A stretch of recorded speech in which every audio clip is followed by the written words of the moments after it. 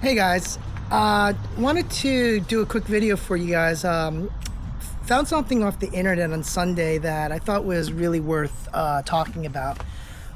As you know, I follow Joe Kuhn, and or maybe you don't know that, but Joe Kuhn's a guy on the internet, talks about retirement, and he's really approaches it from the financial, numerical, quantitative perspective of retirement. You know, all about money. But Joe did a video just recently, and he's been retired since I think he said 54. So I think it's 10 years now almost, or maybe not, something like 8 years. So he's had an opportunity to rinse and repeat his strategy, his retirement strategy. And he did a video comparing right before he retired to now and all the things that he assumed at that time point that he would actually recondition or redo in terms of the thinking.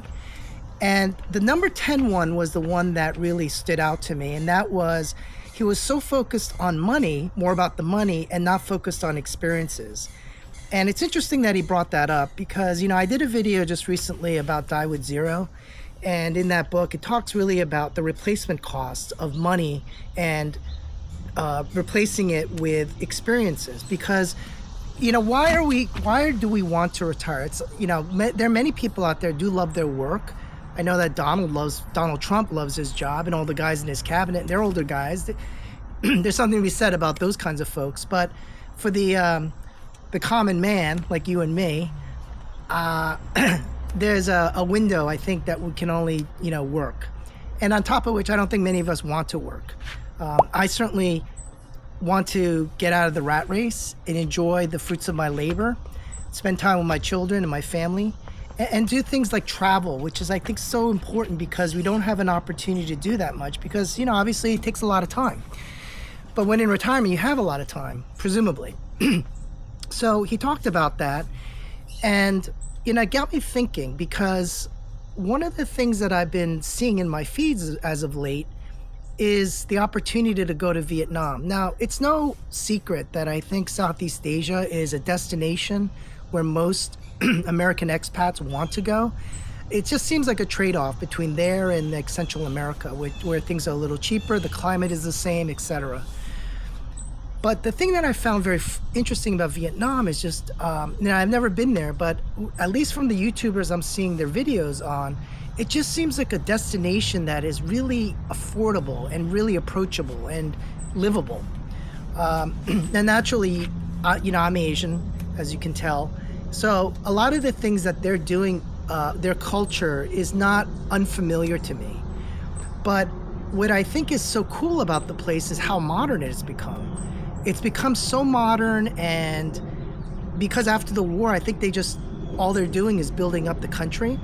I was reading something the other day about how they borrowed money from the World Bank, and it's obviously being put into good use in the country to build up their infrastructure and, you know, to develop their cities and to get it to a modern standard. And I know, like, Korea and Japan after World War II and after the Korean War, that's how they started. If you look now economically, Vietnam is well known. I bet you if you took your shirt, you know, whether it's a Nike brand or something like that, just look at the tag. It may just say made in Vietnam. And when I saw what these folks were doing over there as YouTubers and how they're living, I was just shocked. I mean, here's a couple stats. It just seems like that the amount of living costs in Vietnam is between $1,200 to $1,500. What I cannot discern is whether or not that's somebody who's just living, you know, like a young guy who doesn't really care about creature comforts or care about mobility or lack of mobility, I should say, and is willing to, you know, accept and sacrifice a little bit of comfort to live a bit cheaply. What I'd like to do is go over there and see somebody who's thinking about retiring, what it really truly costs. Now, there's videos like that, but it's very hard to gauge because there's some folks out there who have families and they all moved out there.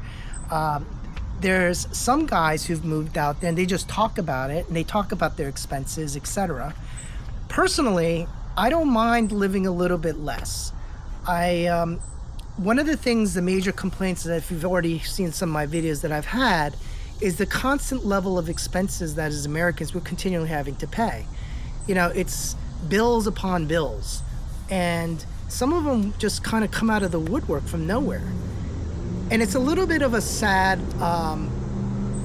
thing in the United States now that it's become so unaffordable to the average American. I was just actually having this conversation with my father yesterday. In the 80s and 90s, which is the time frame I grew up, my first year's salary out of college was $30,000. I remember this. And I had an opportunity for a $15,000 bonus, so $45,000 in total gross wage. And that was at an investment bank. I bought my first car, it was an Acura Integra. I bought it for $11,000. It was brand new. And I went to college. The first semester at the college I went to, which is a state school in California, one of the best. The out-of-state tuition, I think, was like $5,000, but then when I became a California resident, it dropped down to $600 per semester. So now you look at those costs. I don't think you can get a car for less than $45,000, at least a decent one. Even the cars I have, I bought them all used, but with very low mileage, and they were still very expensive. And housing's expensive. I just feel like the United States has lost its way. And until something kind of really changes the economy here to make it more American-centric as opposed to like this whole globalization strategy, it just seems like the best option, at least in my timeline, is to go to Southeast Asia and to go over to Vietnam. Now, I don't know. I'm going to have to go over there. The plan currently is I'm just going to wait out this current month and then go over and see if some things don't pan out in the next couple of weeks. I think I'm going to go over there for 6 months. And I will document everything for you because I think it's important. I think a lot of these gentlemen, they're mainly dudes who are going out to Philippines and Thailand. They're showing only the good positive aspects of Thailand or Philippines. There's one guy I told you about, Jogo Wonder. He's really chronicling, vlogging his entire lifestyle out there. And it doesn't seem like he minds a lot of the the minimalist kind of experience he's experiencing. And I totally appreciate that. I wouldn't mind living like that either, just hanging out in t-shirts and flip-flops, and you always have enough food in your stomach that you don't have to go hungry, that you don't even have to worry about what it costs and things like that, or whether there's clean water. So all the basics are certainly taken care of. But is it a place where an American like myself could truly retire into? And that's really what I want to find out. So with that, I'm going to leave it here. I will show you some of the YouTubers' channels and Joe Kuhn's website, which I highly recommend you listen to if you're starting to embark on your retirement planning, because retirement is a daunting endeavor. I don't want to retire right now. I feel like I just need another 4 more years.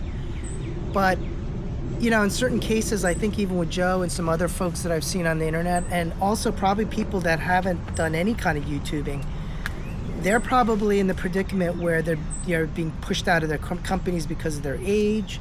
Maybe they're too expensive. A lot of us can't keep up with the younger people. We just don't have the energy because we have our families to take care of, or we have other things. Just even physically, mentally, it's draining. To do the kinds of work that, like I do, is mentally draining. Even though it's not like I'm not lifting anything. The brain is still a muscle. So I would highly recommend you listen to Joe. That episode was kind of cool because it really did kind of open my eyes to certain things, even from the financial perspective of stuff. And then the guys out there who have lived out in the Philippines and Thailand and even in Vietnam, they're offering really cool perspective of life. What I really admire, though, are the guys who have lived there for like 10, 11 years and just like running around. God bless them. Now, I wish I could do that. If I knew that I could reasonably sustain myself into perpetuity without worrying about how much money I would have left and to die penniless, I would do it. And that goes to another thing. You know, part of the problem, I think, with many people like me in the environment that I'm in, where everything's a a constant rat race wheel, and also the fact that your neighbors, they drive nice cars, they have nice homes, et cetera, et cetera. It's this constant feeling of wanting to keep up. The old adage, keeping up with the Joneses, and you cannot even help but act that way, I think, in some ways, because it's always this constant thing of comparing yourself. And one of the things that I think Joe had mentioned, or one of the other videos I saw, was just don't care what people think. It's not even worth your time, because chances are they may not even be in your life. One of the things I've been trying to really do is minimize everything, whether that's material things as well as people that I just don't think add value to my life. So keep that in mind. I will definitely want to document the whole process. I think those videos will be far more interesting than all this retirement junk that I'm showing out there. But the travel aspect of Vietnam and the prospect of going there and really experiencing a lifestyle that maybe just puts your mind at ease with zero anxiety is really just so inviting. So that's all I have for now. Take care.